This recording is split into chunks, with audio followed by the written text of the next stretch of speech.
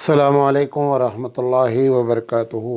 अल्हम्दुलिल्लाहि रब्बिल आलमीन वल आक़िबतु लिल मुत्तक़ीन वस्सलातु वस्सलामु अला रसूलिहिल करीम। मोहतरम हज़रात, आज जुमेरात है और 23 जुलाई 2020। जो भी सवालात असर तक आए हैं उनको ज़रूर शामिल किया गया है, और अगर किसी का सवाल उसके बावजूद भी रह गया हो तो वो ज़ाती तौर पर भी सवालात कर सकते हैं। हमने आज सवालात को दो हिस्से में तकसीम किया है। एक का ताल्लुक़ क़ुरबानी से है और दूसरा जो है वो आम सवालात, जनरल सवालात हैं। पहले क़ुरबानी के बारे में इंशाअल्लाह हम बात कर लेंगे। पूछा गया है कि क़ुरबानी के गोश्त का क्या हुक्म है, क्या क़ुरबानी का गोश्त गैर मुस्लिम को दे सकते हैं। क़ुरबानी के गोश्त के हुक्म से मुराद ये है कि क़ुरबानी का गोश्त एक बरकत वाला गोश्त है। आप उसको ख़ुद भी खा सकते हैं और किसी गैर मुस्लिम को भी क़ुरबानी का गोश्त दिया जा सकता है। पूछा गया है कि ये 3 हिस्सा करते हैं, इसकी शरई हैसियत क्या है। आवाम तो इसको समझती है कि 3 हिस्सा करना वाजिब है। इसमें सारी बातें आपको बता देते हैं कि ये 3 हिस्सा करना मुस्तहब अमल है कि बरकत की चीज़ घर में भी पहुंच जाए, रिश्तेदारों को भी पहुंच जाए, गरीबों के हलक में भी पड़ जाए। लेकिन ये कोई वाजिब फ़र्ज़ ज़रूरी नहीं है। एक आदमी ने एक बकरा किया, उसके घर में ही इतने लोग हैं, पूरा बकरा घर में पका लें, कोई मसला नहीं है। आवाम जो समझती है कि एकदम बराबर बराबर 3 हिस्से होना चाहिए, एक बोटी इधर नहीं एक बोटी उधर नहीं, ये सब लोगों ने अपनी तरफ से बना रखा है। शरई लिहाज से इसका कोई हुक्म नहीं है। कोशिश करनी चाहिए कि मुस्तहब काम करें, लेकिन उसको इतना लाजिम, इतना ज़रूरी ना समझें कि वो वाजिब का दर्जा हो जाए। तो बहरहाल कम ज़्यादा हो जाए, सारा का सारा ख़ुद खा ले आदमी, सारा का सारा गरीबों में तकसीम कर दे, सारा का सारा रिश्तेदारों में कर दे, जैसा चाहे वैसा कर सकता है। मुस्तहब है कि 3 जगह वो करे, और बराबर हो तो अच्छी बात है, लेकिन ये कोई लाजिम नहीं है। पूछा गया है कि ये नाखून काटना और बाल काटने का क्या मसला है। इस मसले को भी समझ लें। नाखून काटना और बाल काटना मुस्तहब है, मुस्तहब नहीं है। जब चाँद नज़र आ गया तो चाँद नज़र आने के बाद से लेकर के बाद लोग समझते हैं कि ईद के दिन तक नहीं, चाँद नज़र आने के बाद से लेकर जो आदमी कुर्बानी कर रहा है उस वक्त तक, जब तक कि वो कुर्बानी न कर ले। हो सकता है कुर्बानी तीसरे दिन उसकी हो तो दूसरे दिन हो, जब तक वो कुर्बानी ना करे तब तक मुस्तहब है कि वो बाल और नाखून न काटे। लेकिन अगर कोई आदमी नहीं काटा था, अब बाल बड़े हो गए हैं ऐसे जो बुरे लग रहे हैं, या ये कि मोश ऐसी आ गई है कि पानी में पीने के चांसेस हैं, तो फिर ऐसी शक्ल में भले वो कुर्बानी कर रहा हो, वो एक बहुत बड़ा मसला है। लिहाजा ऐसी शक्ल में फिर मोश के बाल को काट देना चाहिए। या नाखून इतने लंबे हो गए हैं कि जिसमें जरासीम बैठने के चांसेस हैं या खाने में तकलीफ़ होने के चांसेस हैं, तो फिर ऐसी शक्ल में उनको भी काट सकते हैं। बग़ैर किसी वजह से भी अगर नाखून और बाल काट देगा तो कोई गुनहगार नहीं होगा। ये एक मुस्तहब अमल है, करना चाहिए, चाहे कुर्बानी कोई दे रहा हो और चाहे न दे रहा हो। पूछा गया है कि रसूल अकरम सल्लल्लाहु अलैहि वसल्लम के नाम पर जो कुर्बानी करते हैं लोग, क्या हज़रत अली रज़ी अल्लाह ताला अन्हु के अलावा और कोई सहाबी भी नबी करीम सल्लल्लाहु अलैहि वसल्लम के नाम पर कुर्बानी करता था या आपके इल्म में है? सही बात आपको बता दें कि रसूल अकरम सल्लल्लाहु अलैहि वसल्लम के नाम पर सहाबा का मामूल कुर्बानी करने का नहीं था। अबू बकर हों, उमर हों, तमाम सहाबा, सिर्फ़ एक रवायत हज़रत अली रज़ी अल्लाह ताला अन्हु की है जिसमें वो कहते हैं कि अल्लाह के रसूल ने मुझे वसीयत की है, लिहाजा मैं अपनी भी कुर्बानी करता हूँ और उनकी तरफ से भी करता हूँ। बस ये एक रवायत है। آپ نے چونکہ سوال میں قید لگائی ہے کہ صحابہ کا معمول نہیں رہا ہے۔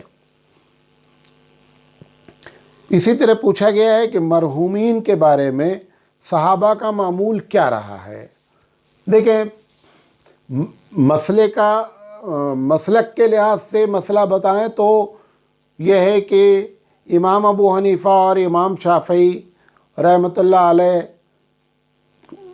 امام شافعی رحمۃ اللہ علیہ کے بارے میں تو مجھے نہیں ہے، لیکن امام ابو حنیفہ رحمۃ اللہ علیہ کا مسلک ہے کہ مرحومین کی طرف سے قربانی ہو سکتی ہے۔ لیکن آپ کا سوال یہ ہے کہ کیا صحابہ یا نبی کریم صلی اللہ علیہ وسلم نے کبھی کسی مرحوم کے نام پہ قربانی کی ہو؟ ایسی کوئی حدیث میرے علم میں نہیں ہے، اور نہ مجھے کوئی ایسی حدیث معلوم ہے۔ حضور صلی اللہ علیہ وسلم کے زمانے میں ان کی بیٹی کا انتقال ہوا، ان کے بیٹوں کا انتقال ہوا، آپ صلی اللہ علیہ وسلم کی بیوی کا انتقال ہوا، آپ کے چچا حضرت حمزہ کا انتقال ہوا۔ ان تمام کے انتقال کے باوجود نبی کریم صلی اللہ علیہ وسلم نے کبھی بھی ان کی طرف سے قربانی کی ہو، ایسی کوئی حدیث ہمیں معلوم نہیں ہے۔ رہا مسلک، تو امام اعظم کا مسلک ہے کہ کر سکتے ہیں، اور ان کی دلیل جو ہے وہ حضرت علی رضی اللہ تعالیٰ عنہ کی وہ روایت ہے کہ حضرت علی رضی اللہ تعالیٰ عنہ حضور کی طرف سے قربانی کرتے تھے۔ واللہ اعلم بالصواب۔ پوچھا گیا کیا نابالغ کی طرف سے قربانی ہو سکتی ہے؟ قربانی ایک نفلی کام ہے، اگر قربانی یا تو واجب ہے یا نفلی ہے۔ نابالغ پر قربانی واجب ہوتی نہیں ہے، لہذا نفلی ہے، نفلی قربانی کی جا سکتی ہے۔ پوچھا گیا ہے مولانا صاحب قربانی ہمارے اوپر فرض ہے، مجھے معلوم ہے، لیکن میرے پاس پیسہ نہیں ہے تو میں کیا کروں؟ جس وجہ سے قربانی آپ کے اوپر فرض ہے اس کو بیچ کر کے قربانی کر دیں۔ جس وجہ سے آپ مالدار بنے ہیں، جس وجہ سے آپ کے اوپر قربانی واجب ہوئی ہے، آپ بیچ کر قربانی کریں۔ لیکن یہ کہنے سے مسئلہ نہیں حل ہوگا کہ ہمارے پاس پیسے نہیں ہیں لہٰذا میں قربانی کیسے کروں۔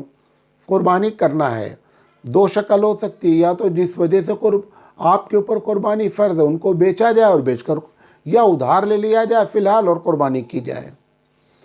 پوچھا گیا ہے کہ کیا ادھار جانور کے ذریعے قربانی ہو سکتی ہے؟ نہیں، جانور لے لیا گیا، پیسہ ابھی نہیں دیا گیا، قربانی کے بعد پیسہ دینے کے وعدہ کیا گیا، اگر وہ سامنے والا جس سے جانور لیا گیا وہ راضی ہے تو قربانی کی جا سکتی ہے۔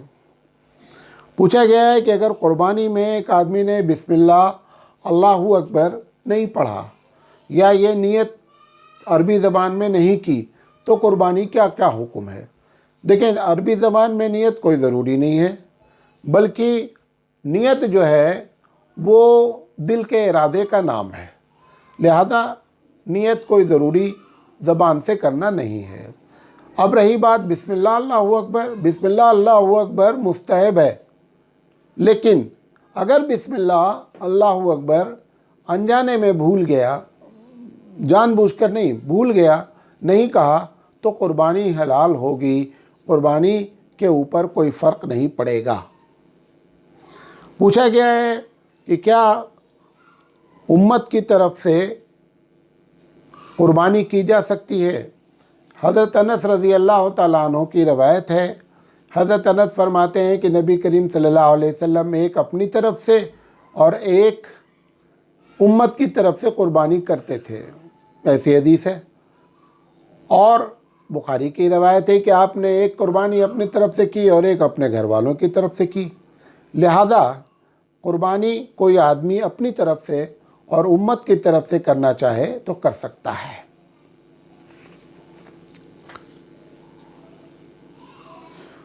پوچھا گیا اگر حالات ایسے خراب ہوئے لاک ڈاؤن کی وجہ سے اور ہم قربانی ساری جتن کرنے کے باوجود نہیں کر سکے تو پھر کیا کریں؟ تو پھر بہتر یہ ہے، بہتر کیا ہے، مطلب واجب ہے، جس کے اوپر قربانی واجب ہے اس کے لیے یہ واجب ہے کہ وہ ایک جانور کی قیمت کو صدقہ کرے۔ بعض لوگوں نے یہی شرط لگائی ہے کہ حصے کی قیمت کو صدقہ نہیں بلکہ جانور کی قیمت کا صدقہ کرنا پڑے گا، ایک بکرے کی قیمت کا صدقہ کر دے۔ بعض لوگوں نے اجازت دی ہے، فتویٰ دیا ہے کہ حصہ بھی کر سکتا ہے، لیکن صحیح بات یہ ہے اور افضل یہی ہے کہ ایک جانور جو ہے اس کی قیمت قربان جو ہے اس کو صدقہ کرنا چاہیے۔ پوچھا گیا ہے کہ عرفہ کا دن کا روزہ ہے یا 9 تاریخ کا روزہ ہے۔ یہ بڑا عجیب و غریب مسئلہ پھنس گیا ہے، اور اب ہوتا یہ ہے عموماً چونکہ انفارمیشن ٹیکنالوجی یعنی نیٹ، ٹی وی، ان سب کے ذریعے اب ہم کو معلوم ہوتا ہے کہ آج سعودی میں عرفہ ہے، ہمارے یہاں عرفہ نہیں ہے، 8 تاریخ ہے، وہاں 9 تاریخ ہے۔ اب اس کے دل میں یہ اندر سے چبھن ہوتی کہ عرفہ تو ہو رہا ہے وہاں اور ہم روزہ کل رکھیں گے۔ یہ ایک بڑا ٹپیکل مسئلہ ہو گیا ہے۔ تو 9 تاریخ کا روزہ رکھا جائے یا یہ کہ معلوم ہو جائے کہ عرفہ کا روزہ، اگر آج عرفہ ہے یہ معلوم ہو گیا، عرفہ کا دن کا روزہ رکھا جائے۔ اب اس سلسلے میں علماء کو چاہیے کہ ایک فیصلہ کریں، لیکن اب تک یہ ایسے ہی ہر سال میں یہ بات جملہ بولتا رہتا ہوں، لیکن اس پر کوئی واضح دلائل نہیں، واضح مطلب بات نہیں کہی جا رہی ہے۔ لہذا میری اپنی ذاتی رائے یہ ہے کہ 2 دن روزہ رکھ لینا چاہیے۔ ایک دن عرفہ کے لحاظ سے روزہ رکھ لے جس دن سعودی میں عرفہ ہے، اور ایک دن جو ہے وہ اپنے یہاں کی تاریخ 9 کے لحاظ سے روزہ رکھ لیں، لہذا سارا مسئلہ اپنے آپ کیا ہو جائے، انشاءاللہ حل ہو جائے۔ لیکن ہے روزہ عرفہ کا ایک ہی دن کا۔ بعض لوگ عاشورہ کے روزے سے اس کو کنفیوز کرتے ہیں، وہ سمجھتے ہیں کہ 9-10 جیسے عاشورہ میں رکھا جاتا ہے ایسے ہی اس کو بھی 2 دن روزہ رکھنا ہے۔ 2 دن روزہ نہیں ہے، روزہ ایک ہی دن ہے۔ ایک بات اور ہے، یہ جو عید الاضحیٰ کے ذی الحجہ کے مہینہ جو شروع ہو گیا، اس میں یہ 10 دن بڑی عبادت کا ثواب ہے۔ اس میں 10 دن میں 9 دن تک کوئی بھی آدمی زیادہ سے زیادہ کثرت سے روزہ رکھے تو اچھی بات ہے۔ اللہ کے رسول صلی اللہ علیہ وسلم نے فرمایا کہ اللہ نے بھی قسم کھا کر کے کہا کہ والفجر ولیال عشر، قسم ہے صبح کی اور قسم ہے 10 راتوں کی۔ وہ 10 رات کون سی ہے؟ یہی ذی الحجہ کی رات ہے۔ اس پہ عبادت کرنا، صدقہ کرنا بہت ثواب کا کام ہے۔ یہ ایک الگ بات ہے کہ یہ باتیں کتابوں میں رہ گئیں، تقریروں میں رہ گئیں، لیکن عملی شکل میں جو ہے وہ امت مسلمہ اس سلسلے میں ایک بڑا حصہ فیل ہے، اسے معلوم بھی نہیں ہے، اور ایسی سنت کو زندہ کرنے کا بڑا ثواب ملتا ہے جس کو لوگوں نے چھوڑ رکھا ہو۔ لہذا کوشش کرنی چاہیے کہ ان 10 دنوں میں خوب صدقہ کریں، عبادت کریں، تہجد کی پابندی ہو، زیادہ سے زیادہ روزہ، اذکار کریں، یہ کرنا چاہیے۔ پوچھا گیا مولانا صاحب ایک جانور میں 7 حصے دار ہیں، 6 حصے دار تو ایسے تھے کہ جب قربانی ہوئی تو انہوں نے نماز ادا کر لی تھی، لیکن ایک حصے دار دوسرے شہر کا تھا، اس کے یہاں ابھی نماز ہوئی نہیں تھی، قربانی نہیں ہوئی تھی، وہ نماز نہیں ہوئی تھی تو اس کی قربانی بھی ہو گئی۔ تو حدیث میں تو یہ آتا ہے کہ نماز سے پہلے اگر تم نے قربانی کی تو یہ قربانی نہیں۔ دیکھیں جہاں پہ جانور ذبح کیا جا رہا ہے اس کو خیال رکھیں، جہاں پہ جانور ذبح کیا جا رہا ہے اس کا اعتبار کیا جائے گا، جہاں بندہ رہ رہا ہے اس کا اعتبار نہیں کیا جائے گا۔ جہاں جانور ذبح کیا جا رہا ہے وہاں پر عید کی نماز ہو گئی، ختم، پھر قربانی ہو سکتی ہے۔ بندہ کسی کے نام پہ قربانی ہو رہا ہو، کہاں بیٹھا ہے، اس سے کوئی بحث نہیں ہے۔ پوچھا گیا کہ کیا قرض لے کر قربانی کر سکتے ہیں؟ اگر قرض لے کر ایک آدمی اپنا ذاتی کام کرتا ہے تو قرض لے کر قربانی بھی کر لینا چاہیے اس کو، اور جس کے اوپر فرض ہے اس کو تو لازم ہے، اگر پیسہ نہیں ہے تو قرض لے کر قربانی کرنا چاہیے۔ پوچھا گیا ہے تکبیر کیوں کہی جاتی ہے؟ تکبیر اللہ کے رسول صلی اللہ علیہ وسلم کی سنت ہے، کہی جاتی ہے۔ یہ ان دنوں میں بتانا مقصد ہوتا ہے کہ توحید کا ترانہ جو ہے مسلمانوں کو اپنی زندگی میں اتارنا چاہیے، وہ اسی کا نغمہ گاتا رہتا ہے۔ ایک صاحب نے عجیب سوال کیا ہے کہ کیا صحابہ کا معمول رسول کے نام قربانی کرنے کا تھا؟ جواب اتنا ہی دیجیے جتنا سوال ہے، پوچھا گیا ہے۔ تو معمول تو بتا دیا کہ صحابہ کا معمول نبی کریم صلی اللہ علیہ وسلم کے نام پر قربانی کرنے کا نہیں تھا۔